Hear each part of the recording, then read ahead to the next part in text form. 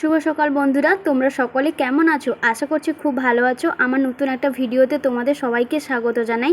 এখন আমি সকালবেলা ঘুম থেকে উঠে দেখো একটু হাঁটাহাঁটি করার জন্য রাস্তায় বেরিয়েছিলাম। আমার যেহেতু গ্রামে বাড়ি, তো আমাদের গ্রামে এখানে অনেকের সবজি চাষ করা হয়, তো বর্ষার সবজি দেওয়া হয়। তো দেখো এখানে আমার বাবা আর মা মাটিগুলোকে খুঁড়ে এখানে সবজি চারা লাগানো হয়েছে, বীজ দিয়েছে, তো গাছ উঠে পড়েছে, কুমড়ো গাছ, শসা গাছ এসব উঠে পড়েছে। আর আগের দিন ব্লগে তোমাদের বলেছিলাম যে আমি কি আনতে যাচ্ছি কালকে বলবো তোমাদের। এই যে স্কুলের ড্রেসগুলো নিয়ে এসেছি, এখন থেকে এইগুলো কাটাবো। তো স্কুলের কাজ চলে এসছে, তাই জন্য নিয়ে এসে এখন বাড়িতে বসে আমার মেশিনে কাটাবো। তারপরে সকালবেলা ঘর ঝাড় দিয়ে বাসি কাজ সেরে এখন দেখো বড় মা এসছে আমাদের বাড়িতে, বড় বড়মা।